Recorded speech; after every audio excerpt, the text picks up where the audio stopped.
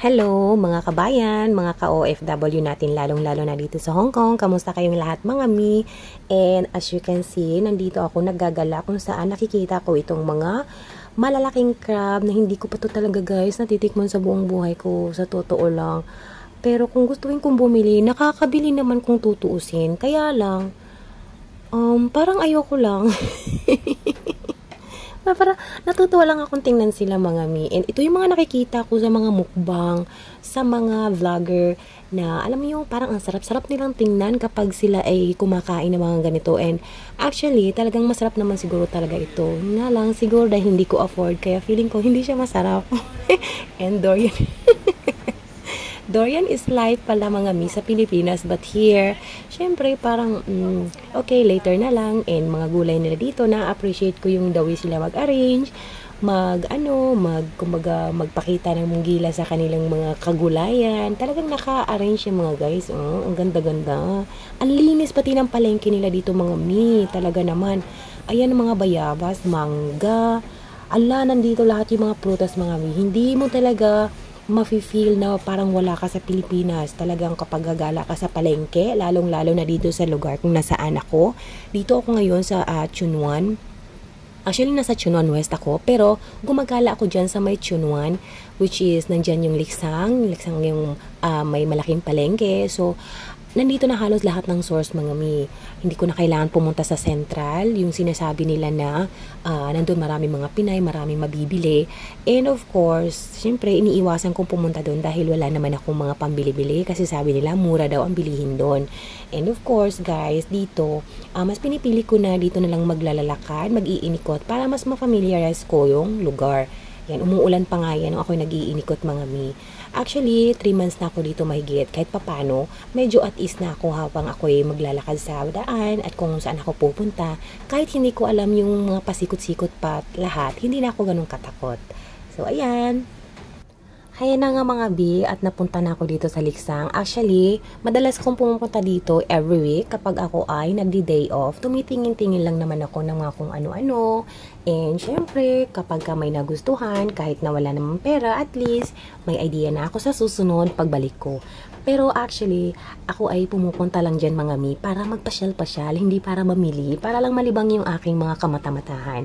And see, tingnan nyo naman yung nakikita ko, yung mga gold-gold na yan. Kaso nga lang mga mi, iniiwasan kong bumili ng mga ganyan dahil, ay nako, hindi naman talaga yan bagay sa akin actually. Gusto kong bumili ng mga ganyan, pero mas pinipili ko pa rin maging practical actually. And hindi naman yan siya kamahalan mga bi kasi mga abubot lang yan. And kung gusto ko talaga na makabili ng totoong gold, meron din dyan. Marami guys. Yun nga lang, ang bigat sa bulsa, hindi ko pa kaya. Although investment naman siya, pero yun nga lang, mas marami tayong priority kaya hindi ko pa talaga na-afford ang mga ganyan. Kung gustuhin ko po talaga, makakaya ko naman bumili ng doble pa, kumbaga. Yun nga lang, tayo mga Pilipino, mga OFW, lalo kapag tayo ay may mga obligasyon sa Pilipinas, mas inuuna talaga na natin yung mga bagay-bagay na mas importante.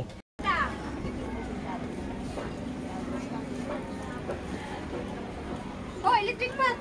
Kwinta na lang. Gusto mong tawaran, 45 na lang. Wala, napunta man ako dito na. 50. Lagi. Ito, 50? Oo. Ito, 50. Ito, 50. Ganda, oh. Oo, lagi. Tapos, ano pa yan? Original lang. Saan ko kaya ilalagay? Ganda lang, pero okay pa. Oo nga, okay nga siya. Ganda nga. Hindi katulad yung mga plastic ba, ay ano. Ganda ng quality niya. Diyos ko nga, bakit? Ano to? Lagi ka ba dito?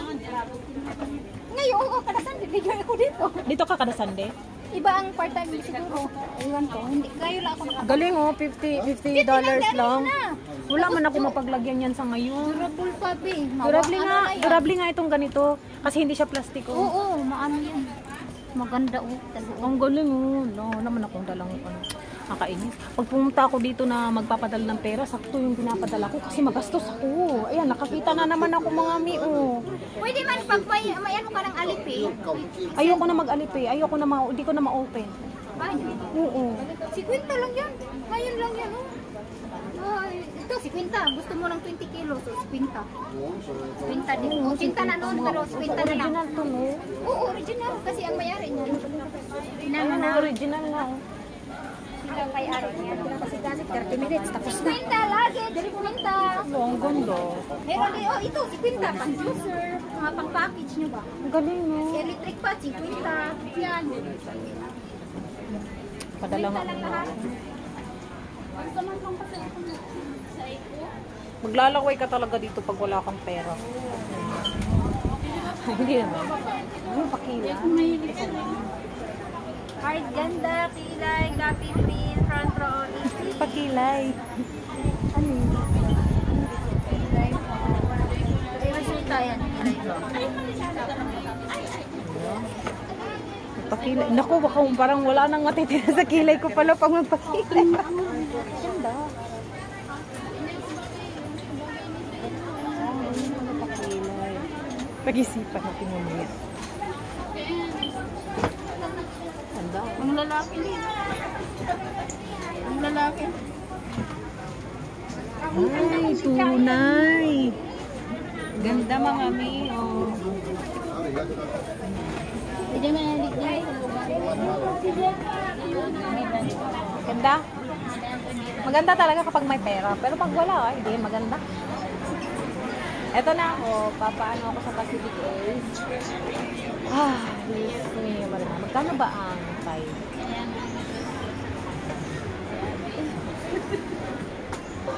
For today's rate is 5,500.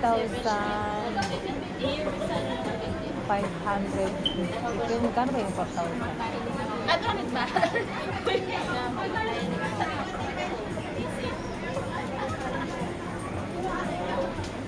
Ito na lang. Wala.